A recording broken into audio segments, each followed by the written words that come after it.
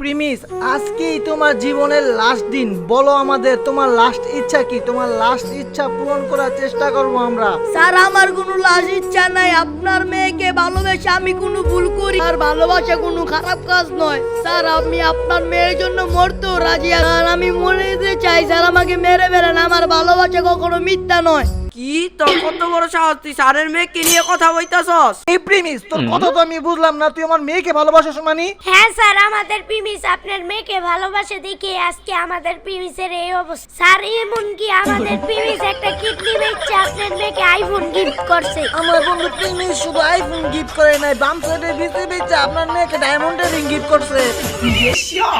Sir আপনি ওদের কথা বিশ্বাস করবেন না স্যার, ওরা মিথ্যা কথা বলতেছে। স্যার আপনি এখনই হুকুম করেন, ওদের খালাস করে দিব। তার আমার বন্ধু প্রিমিস নির্দোষ। বিলদার আপনার মেয়েকে ভালোবাসতো তাই প্রিমিসকে আটকে রাখছে। স্যার প্রিমিসকে ছেড়ে দেন, প্রিমিসের কোনো দোষ নেই, সব দোষ এই হাবিলদারের। আর আমি মৃত্যুকে ভয় পাই না, আমি প্রেমিক পুরুষ। আপনার মেয়ে আমাকে না পেলে আত্মহত্যা করবে।